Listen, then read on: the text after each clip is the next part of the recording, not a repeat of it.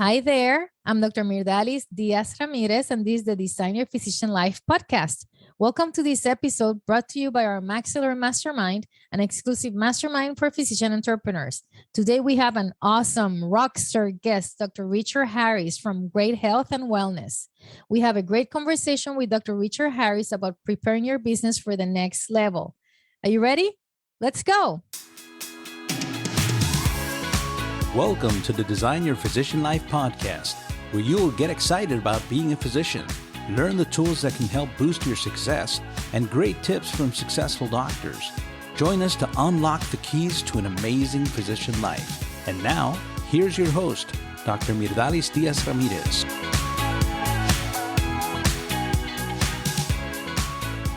So guys, we're very, very excited to have here Dr. Richard Harris. He was actually in our first Maxillary Mastermind. He was one of our members, and I'm very, very happy to have you here today.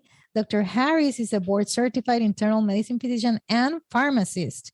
He attended the University of Texas at Austin for pharmacy school, and then he pursued medical education at the McGovern School of Medicine in Houston. He's a lifelong learner and completed his MBA at the University of Houston.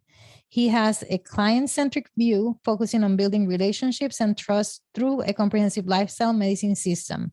He currently hosts the Strive for Great Health podcast. He's the Chief Medical Officer for Nimbus Healthcare, and he's the CEO of Harris Medical Consultants. He's an avid reader, weightlifter, video game enthusiast. In his spare time, I don't know that he has any, but it seems that he has some. And he enjoys sports, traveling, philanthropy, church, keto donuts, taking care of his wonderful dog, and he also has a lovely wife. How have you been, Dr. Harris? Oh my gosh.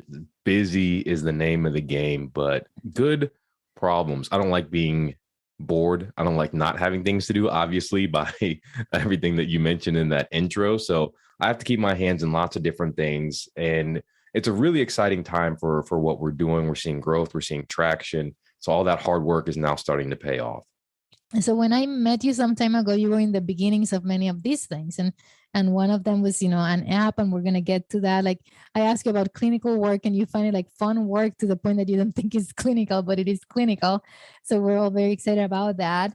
Before we get into all the details of all these things that you're doing as a entrepreneur, that you're a physician entrepreneur, that you are, let's talk about your beginnings. Was it like, because you went to pharmacy first, so I'm wondering if it was like little Richard who wanted to be a pharmacist first, or a doctor, or what was the story there that took you eventually to medicine? Yeah, I always like to start any talk off by thanking my Lord and Savior Jesus Christ by allowing me to speak to your wonderful listeners today. And I say that God is the only person who could have crafted my story, because what sane person goes to pharmacy school, then medical school, and then goes and gets an MBA? You.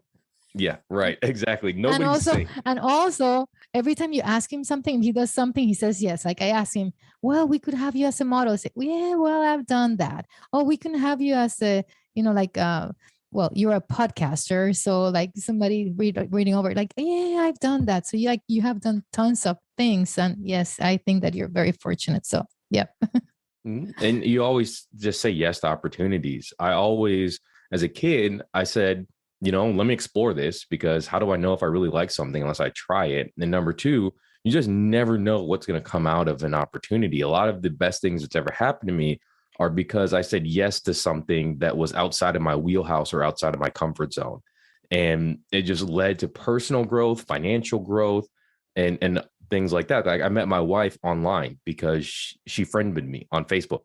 And I would have never thought about talking to a girl on Facebook or online, but I said, you know what, let me give it a shot. And then, we're now married. So it was originally not my idea to go to pharmacy school. I went to pharmacy school because I didn't know what I wanted to do. I was about to graduate with a degree in biochem. I had done bench research, didn't want to do bench research. I didn't want to be a teacher. I had literally had no idea what I was going to do. My mom said, well, why don't you go to pharmacy school? And I said, okay. It's kind of funny because I actually work in the dean of the pharmacy school's lab. Let me talk to him. And so I went and talked to him, and he said, hey, I think you'd be a great pharmacist. I had no idea what a pharmacist did. Never looked into a pharmacist, never worked in a pharmacy. I just said, okay, I got two people telling me I'd be a good pharmacist, so why not? And got into pharmacy school. First year in pharmacy school, I realized I wanted to go to medical school, but I loved what I was learning. I loved pharmacology. I loved the way pharmacists think. To all the MDs out there, pharmacy school is actually harder. Sorry, but it is. And I love what it was preparing me for. And so I got out and then went to medical school and then realized that I really wanted to work on systems in medicine, designing better systems for patients and for providers, basically for every stakeholder in the system. And that's when I decided to go get an MBA because I wanted to learn more about business. And then in the MBA program, because during the MBA program, I thought that I wanted to be a hospital administrator. I got the entrepreneurial itch inside the MBA program. So it's kind of funny. You go do one thing for one reason, and while you're doing it, you figure out, actually, this is where I want to go. And that's how my career really developed. That's amazing. And yeah, we won't hold anything against you for what you just say. We might just skip quickly through that little fact that you mentioned there. But that's super great. So what was that attracted you about medical school there at the beginning? Yeah, during pharmacy school, you really learn how you treat everything, but I didn't know how you diagnosed anything and I didn't know anatomy. And that kind of bothered me. Whenever I feel like I don't know something, it festers and I have to take care of it. I have to go learn. And so I felt like I was only getting half the story in pharmacy school. And to be the clinician that I wanted to be, I knew that I needed more.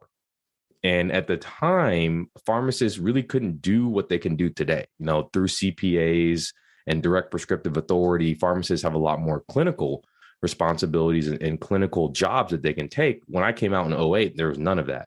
And so I knew to be the clinician I wanted to be, I had to marry the two together.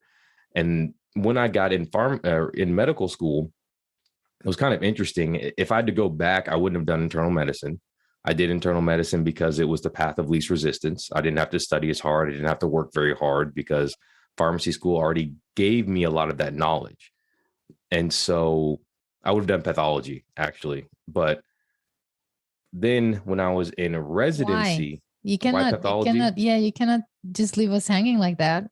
Root cause. I started to realize that I'm a root cause person and pathology always gets you to the root cause. And so now, you know, functional medicine, what you're doing, it's all about root cause. It's all about not the symptoms, what is actually causing the dysfunction. And I love learning about that. And I realized that's pathology. You're looking for root cause. You're looking for an actual diagnosis at the cellular level. Like, what is the dysfunction that is causing this disease? And so that's what I would have done. Probably still would have ended up on the same route that I'm in now. It just would have been from a different place. That's really an interesting point of view because you would never think that a pathologist. I have to tell you, I love pathology. Like when I went to pathology, I said, oh my goodness, these guys know everything. Didn't matter like what it was, they know everything. And I loved the idea of knowing so much in so many areas. I truly didn't like the idea of not really having an interaction with a live patient for the ones who do forensic pathology and the other ones who do lab pathology, really not having a patient to talk to for the findings. And I think functional medicine really gives us that answer, you know, for those of us who are really trying to keep a healthy patient and getting to those root causes. What was your timing between your MBA and your internal medicine residency? Yeah, so that was 2 years. And it was only a year between pharmacy school and medical school. So I really did pharmacy and then medical school and then you did residency and then MBA. Yep. Only 3 years off in between all of those things. And then I finished the MBA only 2 years ago. So I'm really only 2 years out of school. And in only 2 years out of school, you have how many companies are you taking care of right now? So I like to say that I play in 4 sandboxes, and those 4 sandboxes are media. I've got the podcast, online course, and then I'm a professional speaker. I travel all around the country speaking about lifestyle medicine. I do consulting, and there's 2 different arms to the consulting. I work with tech companies and basically design clinical protocols and help them either speak to investors or medical science liaison, that type of work. And then I also work with supplement companies and help them design their supplements and market their supplements and pitch their supplements. And then also investing. So I started investing on my own, investing in healthcare companies. And I had a buddy who is a supply chain guru, and he was doing the same thing. So we just combined our assets and we started investing mostly in sustainability and here in America and also in Africa. We've got a paper factory in Africa and a fishery in Africa. Again, not saying no to opportunities. And then the final one is telehealth. That's Nimbus Healthcare. So me and a buddy, he's in Austin. He runs a really successful compounding pharmacy. We both did a lot of hormone work. I used to have my own functional medicine clinic. And we decided to start bringing in personalized medicine into the hormone space. But that's kind of our secondary product. Our primary product is in hair loss. So we have a genetic test that you can look at to see, hey, is finasteride going to work for you? Is minoxidil going to work for you? And what else can I use for hair loss? It really is pharmacogenetics, which is the future of prescribing medicine. You know what? These sandbox things, like you're in so many sandboxes right now. Like I want to play with you in all of them, right? But we're just let's take one or two sandboxes from Dr. Harris because these are very exciting times. I like Nimbus Health because it gives us the opportunity to talk about different things. One is app development because you have an app, and from a physician point of view, that's something that can help our businesses and reach more patients. And also, I like the idea of talking about some fundraising process, which you've experienced. And I believe this has been the sandbox that has allowed you to do some of that besides the investment point of view. So let's talk about just developing an app. Okay. You have an idea, you have a clinic. Tell me what you do next. Yeah, it's finding someone who's been there, who's developed this kind of stuff before, and then spitballing it over with them. Because just because we have a good idea doesn't mean that idea is going to translate into the media that we think it's going to. And I see that happen all the time. Maybe you have an idea for an app, but actually that would work better as an online course. Well, there's tons of online courses that are available, or maybe that idea works better as a blog post or as a community through a Discord group, something like that. So it's really finding people who have developed apps and saying, hey, I've got this idea. Here's what I want to do. Would this be something that would translate into an app? And that's the first thing. And then if they say, yeah, I think this could translate, here's maybe some tweaks that you can do, then you work on those. And then it's finding the right developer, which can be a hard process. And I like to go about it, and you look for developers who have developed something similar to what you have done. You can learn to do it on yourself by yourself, which there's tons of software and things that do that. It just takes a lot of time. If you don't want to do that, then it's finding a developer. The going rate right now for development of an app is somewhere between $25,000 and $50,000, depending on how in-depth that app is. So before you do it, you really want to do your due diligence and make sure this is something that has the functionality that I want, and it can actually be translated in the way that I envision this being translated. And besides developing an app, in this case, because it's medical, did you need to pay some extra money for permits for its use in the United States? Yeah, so we had to really make sure that our developers are in India. A lot of people outsource these to other countries, India being one of them. South America is really coming up on the developer space as well, just because it's cheaper. Dev here in the US is very expensive these days. What we had to really do was make sure that this was a company that was familiar with designing HIPAA compliant products. And that was the main issue, because there are some different regulations when it comes to development of HIPAA. We also wanted to make sure that the developers were familiar with API integrations from outside sources, because for our product to work, we had to integrate with multiple other software providers, labs, scheduling, and make sure that all of that would flow seamlessly into our ecosystem. So luckily, the developers that we had were developers that my partner had used for one of his other early stage tech companies in the past. So these developers already knew that landscape and knew that ecosphere. So that's something you want to be really careful of, because it's like picking a business coach, right?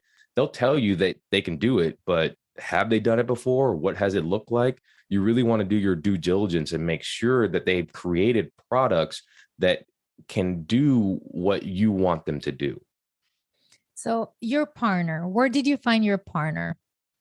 We went to pharmacy school together. He was a little bit younger than me, but he met a lot of my friends from my class and we became friends. Awesome. So we've talked about having the idea, connecting with people who know that they've done this before, making sure that they know the regulations and all these things. We've talked about some of the cost in terms of eventually connecting and monetizing this. What was your thoughts in terms of your business plan?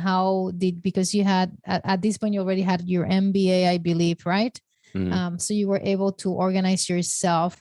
So you studied to develop precisely businesses. So tell me, at what point you started with your business plan? Was it before? Was it an afterthought? Which I don't believe it was. And then your marketing strategy and how did you develop those? Yeah, so we'll use Nimbus for instance. We started working on Nimbus for about 6 months, just kind of the idea of it. What did we want the company to be, and what were we trying to achieve? What problem were we trying to solve? That's really the first step. And then once we had that figured out, we said, well, how are we going to solve that problem? How are we going to deliver our business? What type of medium is that going to be? And it was telehealth, pharmacogenetics and telehealth. And then it was, okay, we need to get what we call an MVP, a minimally viable product. And so we started working on the software, the integration. We started working on the SOPs so that if we did bring in more physicians, that was all set. And so we just wanted to get enough that we could actually take on customers, right? And so once we started to take on customers, guess who those customers were? Our friends, our family. That's who you go to first. That's who every entrepreneur goes to first.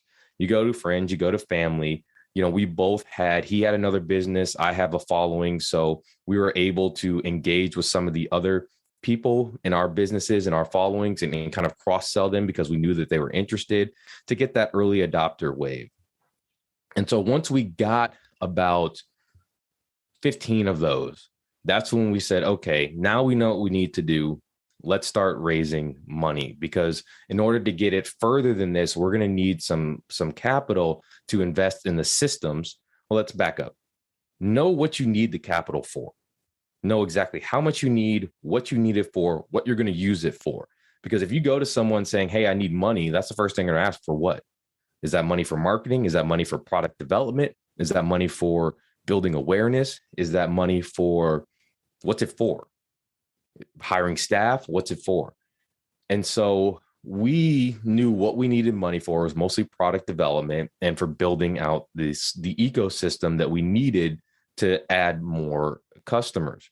And so that's what we did. And at first we went to friends of ours that we are in the VC world. And we said to them, hey, here's our product. Here's what we're thinking. We put together a pitch deck and said, what do you think about this? So that's always the first step I go to. I go to people I know in an industry who have been successful and ask, hey, what do you think about this?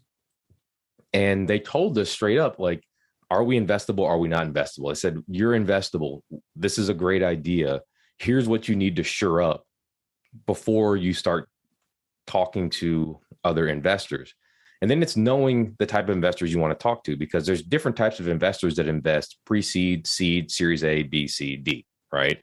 And so we were pre-seed. We hadn't raised any money. And so we wanted to look for ideally people close to us that were willing to invest in us. And that's what we did. We went to friends and family. Most of the time you'll see that pre-seed round, people call it friends and family round. Did you guys consider going to the banks? No, we didn't. At that time, mainly because we didn't want to get investors who didn't understand what we were trying to do. Because in healthcare, it's hard. Most of our investors were pharmacists or physicians or people who understood healthcare, and they understood what we were trying to do. And that's the other thing. Also, when you're selecting investors, it's always best if you can get investors who understand the market and can contribute to your business. So our investors were able to link us to bigger investors as now we're gearing up to raise our seed round. And some of these investors had invested in companies like Everlywell. So they were investors who had invested in similar companies in a similar market. And so that's going to help us out by their knowledge and what they learned and their contacts. So you have to think about whose money am I taking? Because I'll give you another story. Our paper bag factory, we took money from someone and it was a bad fit. They were looking for a quick return. We were a long-term play and it caused problems. And so we had to buy this person out because they weren't the right fit for what we were trying to do. And so these are things you all have to think about. It's not just the money, it's the right money from the right person. So you mentioned some different concepts here. If I want to present to somebody and ask them for money, you mentioned two things. Well, first, the pitch deck. So let's talk about a little bit about the good elements of a good pitch deck. And the other one is like pre-seed, seed, and then all the other levels of investment. When do you go to whom? Like you were started with that, but just giving the basics of what the definitions of what level is which level. Yeah. So pre-seed would be after you've had that MVP. Usually to get to the MVP, people are bootstrapping. Some people may take out a small business loan or something like that. And that's just to get whatever your idea is to the point where it's viable, but it's like barely viable. You can fly, but you're not very good at it. You're a beginner. You're a baby who just got pushed out of the nest. You're flying, but you're kind of crash flying, right? And so that's pre-seed. And then once you start developing some customers, maybe you have some revenue, then you start going into that seed round. And the seed round and up is all about expansion. It's all about, we have a working business, but we need money to grow to the next phase. And that could be for marketing. It could be for additional services. It could be for hiring more people. It could be for a combination of any of those. But then as you move from seed to Series A and Series B, and it's all about growth. You're all about adding revenue or adding capital to allow you to reach some other phase, some other plateau in your business. So when you're just starting off, you're in that pre-seed round. And we talked about a pitch deck. A pitch deck is basically just that. It is a opportunity for you to tell investors the story of your business. And I like to say story because it is a story. There's a really good book on this called Backable, and it's basically how you pitch yourself. And it talks about the problem and how you need to articulate the problem and articulate why you want to solve it. It's something that should be personal to you. It's something that you should have a stake in. So it's what problem you're solving. It's how your solution is unique to this problem. And then you will have to do your research on the market. So you need to know the market size. For instance, hair globally is about a $14 billion market that's anticipated to have a compound annual growth rate, so grow year after year of 8%. That's a big market. And so you want to know the market size. You want to say how your product has a competitive advantage. What makes your product different? Is it you are able to attract customers easier? You're able to provide a product offering that doesn't exist. What is it that makes your product different and gives it an advantage over what's out there on the market? And you have to do some market research there. You also wanted to show your business model, the ins and outs of how you acquire customers, how you make money, what your profitability is estimated to be, how you're going to grow that revenue over the next 5 years or so, what milestones are important to you and how you're going to hit those milestones. So, and then finally, the amount of money that you need to build out your team, to market, to do all that, to achieve your goals. And so that's really what goes into the pitch deck. It's basically giving people, the investors, an inside look at your company and how that company is going to grow over the next year, a couple of years, with that money that you've asked for. And when you're presenting to your investors, like you say, you're looking hopefully for people who have experience so they can also help you. But you're going to have to offer them a percentage of your company. And for that, you're going to also have to calculate your valuation. In your case, how did you project that? Because it's not only that pre-seed, seed, and then VC and all these things. At every point when you're doing this, you're kind of diluting a little bit, right? You're giving some more ownership to more people. How is that process happening for Nimbus? Yeah. So at Nimbus, because of our connections, we actually have friends who run VCs. We also have friends who are angel investors. And so what we did was we went to a bunch of them, got some ideas, and one of them said, hey, I actually want to invest right now, and we're going to invest in you at a $10 million valuation. And so they were the ones who set that valuation for us. And so all the money that we raised pre-seed, we raised close to $1 million pre-seed, was at that $10 million valuation. And as we go into our Series A, we're looking to raise somewhere between 3 to 5 million, most likely at around a $20 to $25 million valuation.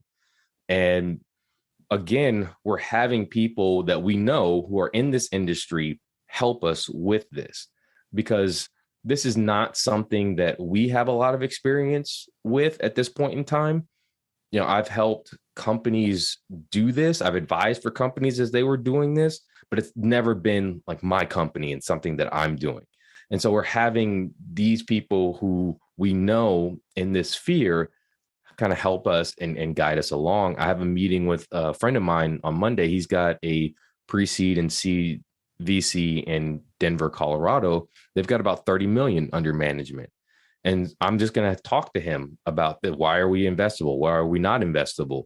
What would you need to hear? What don't you want to hear? Right. And just go through all these scenarios just so I know that I'm inside the head of now someone who's making that decision. And you can cut off what their negatives. A lot of people try to lead with their strengths. I like what it says in Backable, lead with your negatives, lead why you're not investable. Because if you lead with that, it shows that you've thought about this. I'm always thinking about problems and what problems we could have and trying to mitigate those problems instead of painting everything as just rosy and great. No, we have problems. Our biggest problems at Nimbus, we have great branding. Our branding is top notch. We have a great product. Our customer experience sucks. And that's just because we don't have anyone on the company in that department yet. That's one of the reasons why we need to raise money. We need to get someone who would be our head of customer experience. And then also we need some further stuff on the clinical side. There's some stuff on the follow-up portions that we just haven't nailed down yet. But this is all stuff that we're working on right now. Because when we were at our MVP, it wasn't important for follow-up. It was just, let's test out the getting the customers in, sending out the kits, getting the labs in, seeing the doctor, and getting the prescription to them. All that's done now. Now it's the next phase. Okay, now it's from visit 1 to visit 2.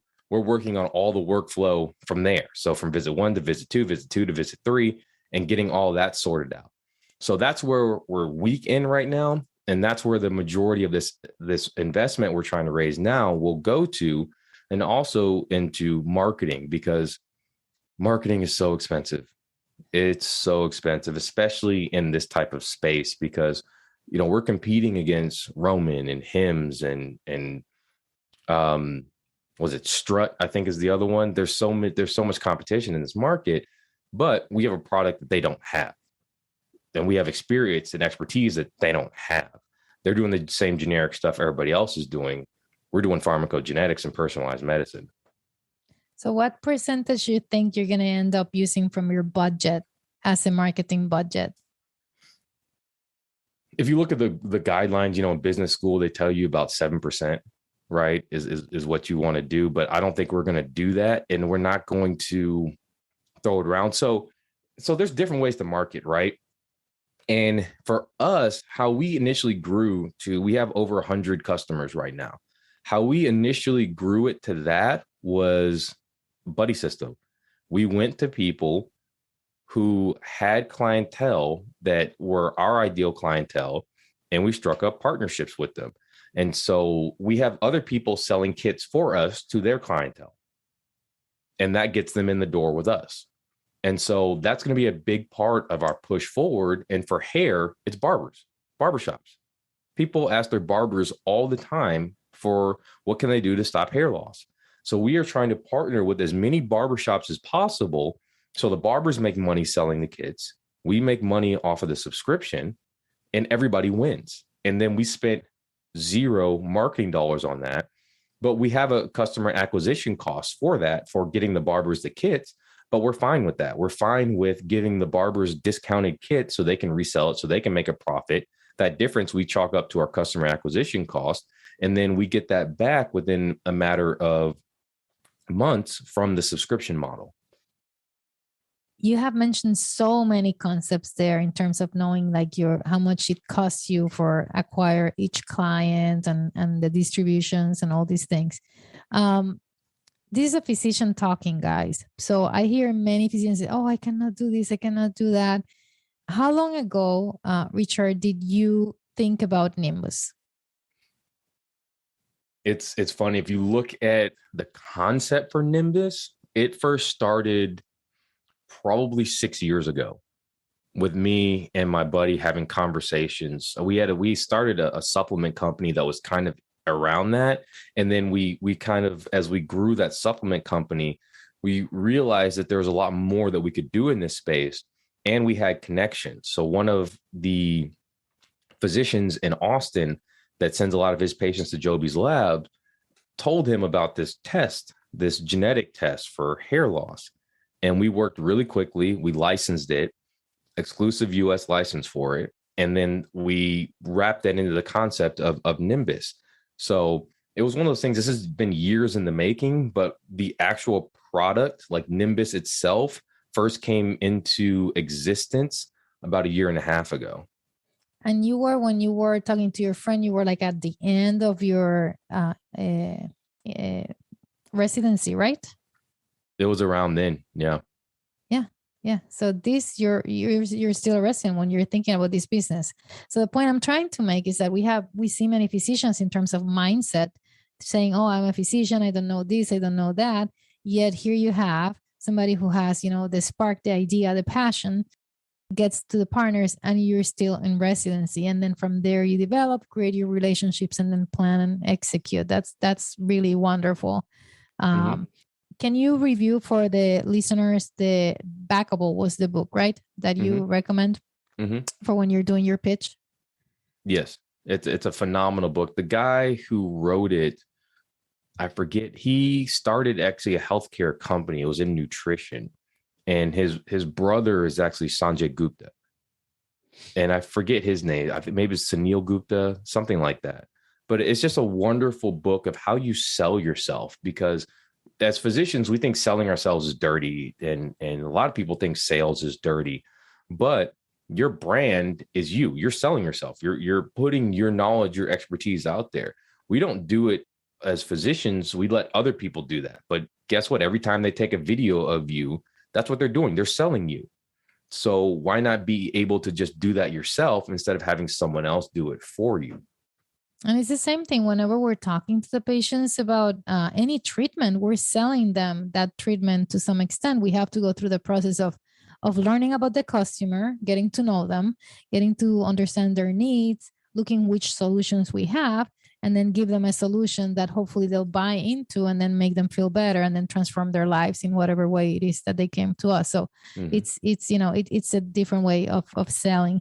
Your story also reminds me of this book called The Year of Yes, because we have to learn to say no to things that don't go with our principles, our mission and vision in our lives. But in your case, you've had like years of saying yes to all these wonderful opportunities. Like you were saying, you have these, you produce like bags, right? Like bags somewhere. And then you have all these other ventures that you're involved in.